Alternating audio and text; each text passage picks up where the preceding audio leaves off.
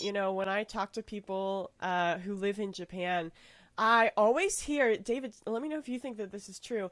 People always tell me visiting Japan is really, really fun.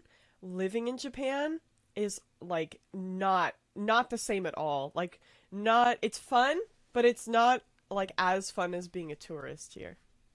No, definitely not. It's it's completely different. Like, I mean, at the end of the day, you're here to work. It's not Yeah. like, yay, let's onigiri sushi, let's go, Yeah. yeah. It's Yeah. like it's not at all like that. It's like, oh shit, I gotta get up at 6 a.m. and go to work. I think that can be. Yeah, the struggle is I think very that could real. be said for anywhere you visit on vacation mode. You know, like when if we go on a vacation to whatever European country, and you're like, oh, it's glorious, and this and that and the other thing, and then if you move there, I feel like it would be the same kind of. Oh, it's work day. It's the what is it? The rose tinted glasses, right? Kind of effect. Like Yeah, go away. yeah. I'm curious to hear because you do hear some of this. I don't really know what it's like living in another country or working in another country. So in Japan's case, I hear there's like a ton of bureaucracy and like paperwork involved and like your David's just like, oh god, I don't even want to think about Yeah. it. Like Let yeah, me like tell just you just about the please. $3,000 in pension I had to pay the other What? week. Dude, me too. What? Wait, Yeah. you tell your story first. Oh, no. Tell your story. Well, It's gonna be therapy session, So, isn't it? okay, yeah. yeah, maybe. So, when you come to Japan, you have an option to opt into paying pension. And I asked the person there, I'm like, do I have to pay pension? They're like, well, no, because it's Japan, and they're always going to give you the, well, no, maybe not really, I don't know, but actually I do, and I'm not going to tell you a straight answer. Yeah, So yeah. I'm like, okay, I won't pay it. Shuffle 5 years down the line, they're like, you owe us $3,000, and if you don't pay us, we're going to take it out of your account Seriously? forcefully. Yeah. And it's like, oh, okay, well, or it's like, oh, if you don't pay us, we're not renewing your visa. Dang. Yeah. Oh, Dude, Okay. I had a similar issue actually when I moved here. The place where I work, they kind of set everything up for me. And when it came to choosing insurance, they're like, you can choose the national health insurance or a private insurance. And I was like, oh, is that okay? And they're like, yeah, and we recommend it because if you're not going to be here for more than 5 years, like the kind of thing goes like if you pay into the pension system and you leave before 5 years, it's relatively easy to get that money that you contributed to the pension system out if you like move out of Japan. But if you stay over 5 years, it's really hard to like get that money back. So my job was like, well, you know, you're paying into pension. It can be kind of tricky to get that money back depending on how long you're here. So it's better to just do the private health insurance because you're not contributing money anywhere and whatever. And I was like, oh, that sounds great. Little did I know that that was technically illegal, and they were kind of not really supposed to give me that option. yeah. Yeah, I guess there was like a loophole in Japan that they were operating on for a while. And then this year, It's Japan, been closed. yeah, Japan really put their foot down about like foreigners doing this kind of thing, and my like work was like, oh well, yeah. So it turns out you owe about $3,000, That's and rough. we need to get you up to speed on it. Yeah, luckily my work paid half of it for me because they have like a system where they contribute half of whatever the like worker has to pay in. But yeah, it was a little bit of a There's so surprise. many systems here too because there's like, are you a seishain? Are you a kaishain? Are you a contract worker? Are you yeah. this? And then every single one of those different types of worker has to have a different visa, or you pay into somewhere else. And it's like, I think a lot of companies when foreigners come here, they're like, okay, here's what you need to do. And then they go, haha, good luck at the shack show, sucker. And they don't help you at all. So Yeah. they send you to City Hall with like, if you don't know Japanese, luckily I did when I came because I had studied beforehand. But like, if someone is coming over here to like teach English or something with no Japanese, and then they're like, oh, you need to go to City Hall and figure out tax Oh, documents. that's Yeah. rough. It's like, are you kidding? Yeah. Like, I barely know how to say konnichiwa, and you're just sending me to like some dude asking me about how to pay my, Yeah. tax forms. Yeah. It's really rough. It's really helpful if you come to live here. You really should look like that. I would ask people in the interview like, what's your onboarding process? Even if it's just like, you know, you're working as like a language, like an ALT or like that kind of a job.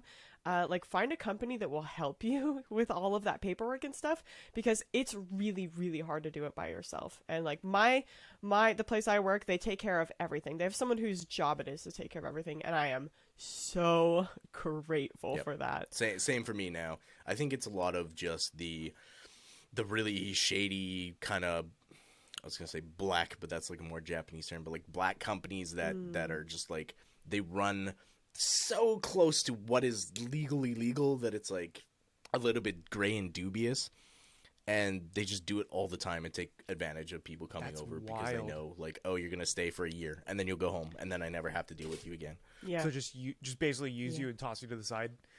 That's Yeah, wild. 'Cause, 100%. like I remember this was back in 2011. So I visited in '08, and then after that, I was like, I would like to work out there for a short period of time, like 1 to 2 years. And the hotel I was working with, since it was with a major chain, it was with a Hyatt. They were like, we can connect you to HR out in. I was going to try to work at the Hyatt Kyoto because it's beautiful property. Oh. And Cool. they were going to take care of everything for me, all of the paperwork. So the HR there would be my sponsor and then like run me through everything. So basically I would have just shown up and be like, all right, start working, and I'm like hearing that now and how it's not as apparently not as common. Like it's kind of wild. I mean, I kind of wish it would have gone through, but like because of like the tsunami and everything, they didn't hire anybody. So it was that time period. But yeah, like that was my only experience with it. So when I heard that, I was like, oh, this is great. So if you want to work out here, you just, find a company who's willing to sponsor you, and then they just take care of you and bring you over. But now, like, is that super hard to find? Like, both of you guys have companies that help you with that.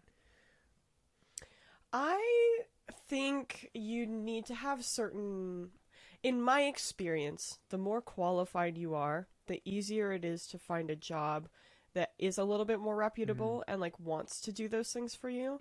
I'm really lucky because in the position that I work in, like I'm a teacher, but when in Japan, when you say like you're a teacher, most people kind of assume that you just teach people how to speak English, and that's not what I do at all. Okay. Like I have a teaching credential. I went, Same. and did like a lot of like schoolwork to become a certified and qualified teacher.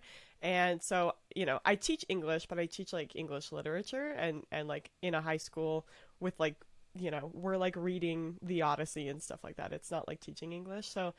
So like because I have those qualifications, it I think was a lot easier for me to come by a like really nice job where they really, really take care of me.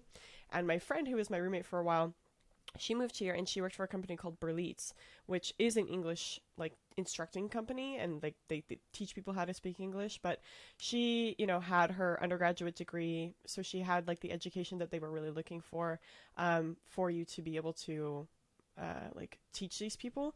And it's like a long established company, so they really took care of her and helped her Is out. that the most common thing is teaching English to work out in Japan?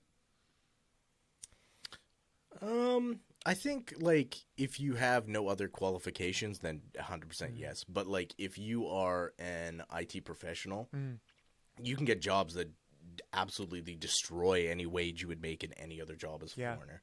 Ooh, Like, cool. for example, I have maybe you would know since you live in Japan. Do you know Payday? I've never heard of them. It's like a credit card middleman company that's Oh. like shown up in Japan. Oh. It's like I was legit. gonna say like, that, it's, that sounds it's very financial. shady. Credit card middleman. So company. it's not. So basically, it's like a pay in installments Okay. thing, right? So if I buy something on Amazon, but like I can't pay for it because I got a Oh, okay. limit on a Yeah, credit yeah, card yeah. or Oh, something, okay. then it's like they will buy it, send it to you, and then you pay them. Yeah, in there's a bunch of installments those through out the here app now, or whatever, too. That's right? cool. Okay. But anyway, my friend works for that company, and he makes like something like close to 2 million yen every 2 months. That's wild. Whoa. That's something a like lot. that. That's yeah. That's like yeah. He's probably capping like what in a year. That's like easily over What? 20,000. Yeah, like tons. Like Yeah, it's a lot. Of money. an absolute. Like I think I make like 5 million a year, and he's making 2 in 2 months, right? So it's like if you know what you're doing in an IT thing, They'll pay you out for it. and they'll pay you out. And you don't need to use Japanese too often because most of IT stuff is like Yeah. all the tech manuals Yeah. are written in English because that's where all the software is made. I wonder if that's the case for a lot of specialty positions then.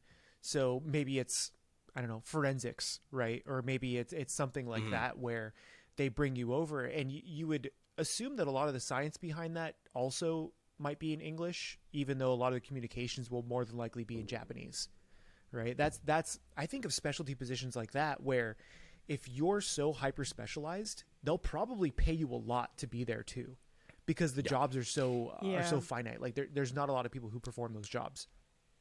I agree. And I kind of like a little like oddly and unfortunately, I think this is true of many countries, but what Japan is really looking for, like if you want to move to Japan, they're looking for people with like high qualifications, high education levels. You know, you have to have those things to get like a nice job here, or you have to be really willing to like muck it out in the trenches and like really work up and like move to Japan and make that country, like Japan, your home. And I think that's true of a lot of countries. Like everyone wants to attract the really intelligent, really qualified people. But it does kind of suck because Japan is such a, you know, in our community, people love Japan. They love the idea of it. They come here and it's such a wonderful, amazing, like convenient place to live in. And it's so cool and so different and so unique, but it really is kind of hard to exist here, I think, for more than a year or two without that kind of higher level qualification. Interesting. It can definitely become, if you're just working at that bottom rung garbage job with no upper momentum, it is soul crushing. Like you don't want to be here anymore. Like regardless of how much you like Japan, I think like a lot of people come to Japan with this pie in the sky idea of what it's going to be. And they're like, oh, okay, I'm going to teach English and I'm going to be there forever and everything will be hunky-dory.